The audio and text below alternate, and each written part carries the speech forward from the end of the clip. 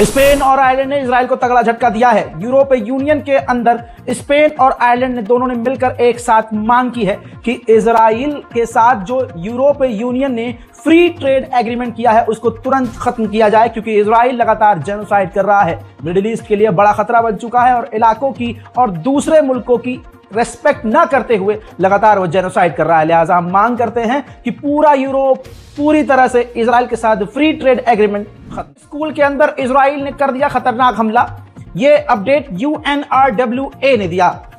पूरी खबर यह है कि UNRWA ने बताया कि जिस स्कूल में गाजा के ऊपर इजराइल ने हमला किया वहां पर परिवार भी रह रहा था और अगले दिन वहां पोलियो की वैक्सीनेशन भी होनी थी। इजराइल चौतरफा गाजा के अंदर बमबारी कर रहा है। आपकी स्क्रीन पर इस वीडियो को देखिए जिसमें एम्बुलेंस जा रही है और सामने ही बिल्डिंग को उड़ा दिया गया है। इजराइल इस तरह के हमले लगातार गजा में कर रहा है। हाल में ही इजराइल ने जो गाजा के अंदर तबाही मचाई है, कुछ ही घंटे पहले का ताजा अपडेट आपके सामने।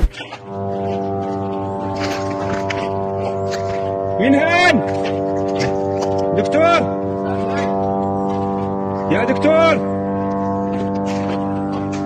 موجود دكتور دوار ابو شرار يا دكتور كويسين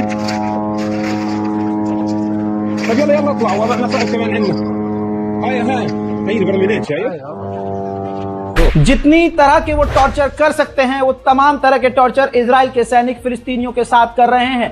ताजा तरीन मंजर आपके सामने है जिसमें इजराइल के सैनिकों ने फिलिस्तीन को गिरफ्तार किया हुआ है, उसके कपड़े उतारे हुए हैं और उसका मजाक उड़ा रहे हैं।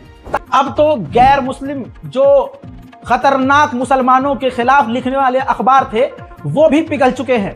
वो लिखते हैं, न्यूयॉर्क टाइम अपने फ्रंट पर छापता है कि किस तरह से इजराइल जुल्म कर रहा है, किस तरह से फिलिस्तीनियों को कत्ल किया जा रहा है और किस तरह से इजराइल की मिलिट्री फिलिस्तीनियों को एज अ ह्यूमन शील्ड इस्तेमाल कर रही है।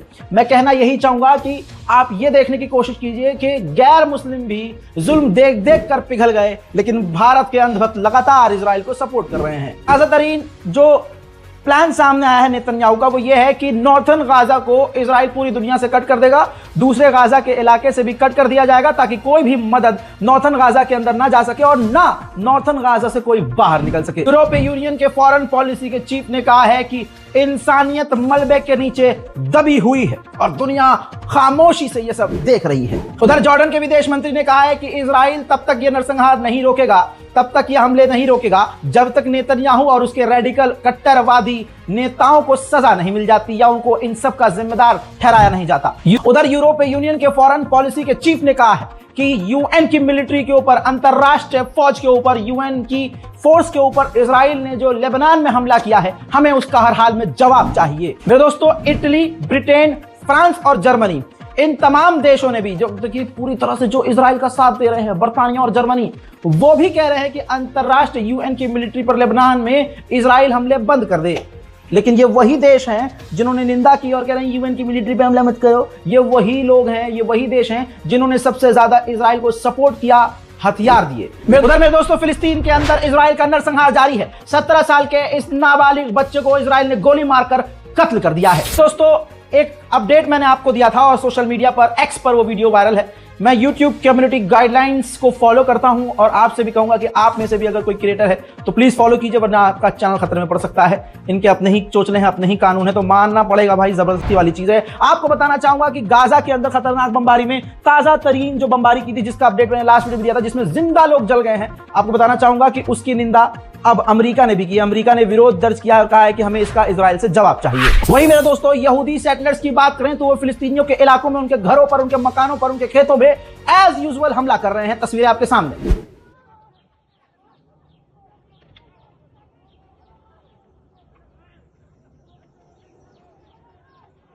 हजरत शिन बेट खुफिया एजेंसी के चीफ खुद इजिप्ट गए थे और इजिप्ट से बात की है इलाके में शांति और अमन के लिए। लेकिन मेरे दोस्तों, ये सब ड्रामा है, ये सब ड्रामा है। ऐसा ही ड्रामा शुरुआत में गाजा में चल रहा था कि गाजा को लेकर बात चल रही है, गाजा में सीज फायर होगा, लेकिन हुआ क्या?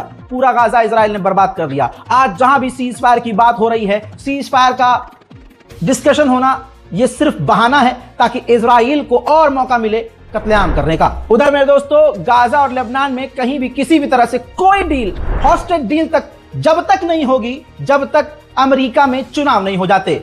ऐसा लग रहा है जैसे भारत में जिस सरकार को जीतना होता है वो कई कई दंगे करवा देती है। आजकल भारत में आप देख ही रहे हैं बहुत सारे इलाकों में दंगे हो रहे हैं। मुसलमानों को ही भड़काया जाएगा, मुसलमानों की मस्जिद के बाहर जाकर नारेबाजी की जाएगी, गरियाया जाएगा और फिर मुसलमानों के घर पर चढ़कर उनके झंडे को उतारकर फेंका जाएगा, उनकी पूरी ग्रिल तोड़ दी जाएगी और फिर जब सामने से मुसलमानों की तरफ से विरोध होगा या वहां से प्रतिक्रिया आएगी तो फिर ये अपना रोना शुरू कर देंगे सड़कों पर निकल के, मुसलमानों ने मार दिया, मुसलमानों ने ये कर दिया, मुसलमान आतंकवादी हैं। और फिर इसके बाद गोदी मीडिया अपने काम पर लग जाता है कि फलाना फलाना धार्मिक प्रोग्राम पर फलाना अलाना और मुल्लों ने गोलीबारी कर दी, पत्थरबाजी कर दी। फिर इसके बाद सोशल मीडिया पर जो जानवरों की भीड़ बैठी है वो लगातार मुसलमानों को निशाना बनाते हुए उनके कत्ल की बात करती है, गिरफ्तारी की बात करती है, एनकाउंटर की। मेरे दोस्तों ठीक ऐसा ही इजराइल में भी यानी पूरी दुनिया में मुसलमानों को इसी तरह से निशाना बनाया जा रहा है। हजरात, उधर गज्जा में अब तक 42,300 बेगुनाह मारे जा चुके हैं। ये तो ऑफिशियल आंकड़े हैं जो लिखे जा चुके हैं, वरना मारे जाने वालों की संख्या लाख से ज्यादा ऊपर है। उधर WHO ने कहा है कि सेकेंड फेज का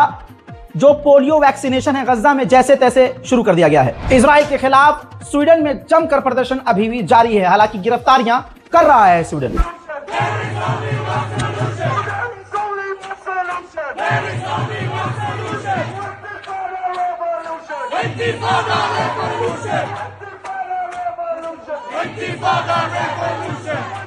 सिर्फ यही नहीं, जो ज्यूस हैं, जो यहूदी हैं, उनके संगठन, एक अमेरिका में न्यूयॉर्क में संगठन है ज्यूस फॉर पीस, उन्होंने पूरी तरह से प्रदर्शन किया है, सीज फायर की मांग की है और कहा है कि नेतन्याहू की सरकार सरासर गलत कर रही है।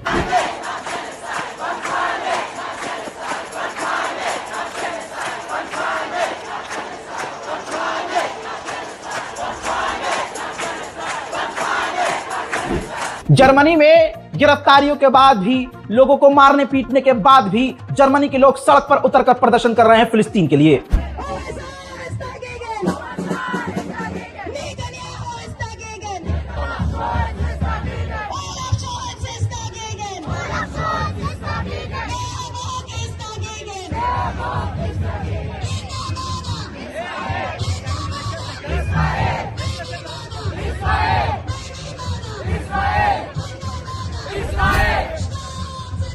मेरे दोस्तों, शुरुआत में फ्रांस ने पूरी तरह से इजराइल का साथ दिया, लेकिन अब उसके तेवर बदल चुके हैं। फ्रांस की गवर्नमेंट ने कहा है कि जबरदस्ती गाजा के लोगों को निकालना, उनको परेशान करना, उनको बेघर करना अंतरराष्ट्रीय लॉ का उल्लंघन है। उधर कमला हैरिस ने अपना फिर से जो है दोगला रवैया अपनाते हुए इजराइल से कहा है कि कोई ऐसा स्टेप उठाएं जिसकी वजह से इजराइल थोड़ा छूट दे और गाजा के अंदर मदद जा सके।